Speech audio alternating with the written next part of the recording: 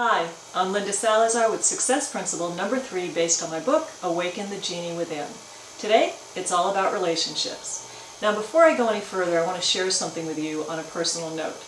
Today of all days is my 28th wedding anniversary, and I found that to be so profound and wonderful and perfect that I ended up doing the video on relationships on my wedding anniversary. It wasn't planned, it just turned out that way. So I thought that would be something fun for you to hear.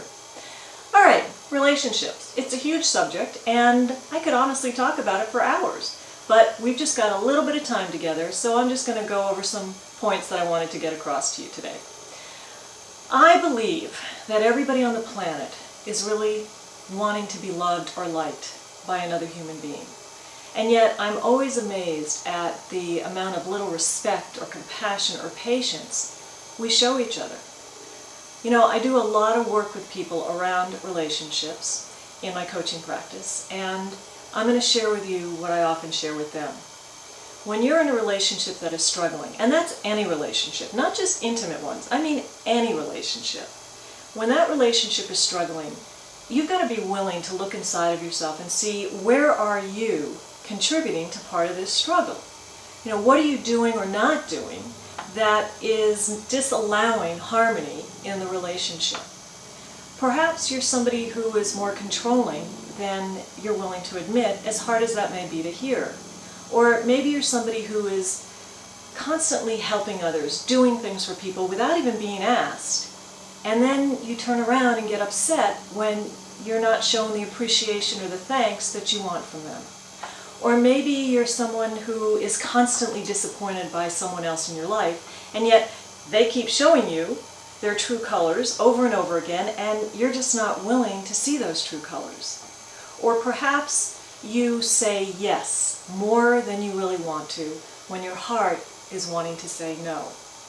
Or maybe there are people who are intruding in on your life more than you would like, but you haven't created any personal boundaries for your own well-being. You see, we have so many opportunities to notice the behaviors we bring into relationships, intimate or not.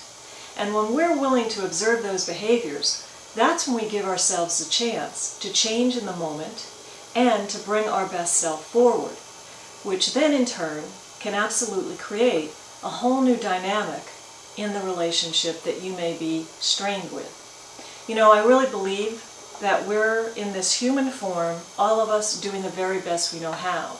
And when we can remember that during a moment of someone rubbing us the wrong way, or when we get upset with one of our loved ones, maybe that thought can just kind of help us move into a place of compassion or patience more easily. So the next time you find yourself getting upset with a coworker or a loved one or even a stranger, just check in with yourself. Take a pause and then think of something that Aristotle once said. He said that anyone can be angry. That's easy. But to be angry at the right person, to the right degree, at the right time, for the right purpose, in the right way, that's not so easy.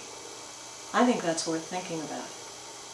This week, I invite you to observe yourself really closely with everyone you come in contact with, even if it's for a minute, because in that minute, you are in relationship.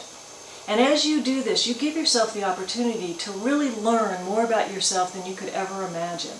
And then you give yourself the opportunity to break some patterns that may not be serving you or the relationship you're struggling with. I know that every time I do this in my own life, I learn so much, and it never ceases to amaze me and surprise me.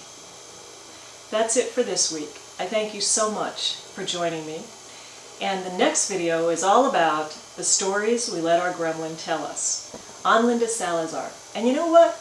I'm going to go hang out with that guy I've been married to for 28 years. And remember, right now is the perfect time to awaken your genie. Bye-bye.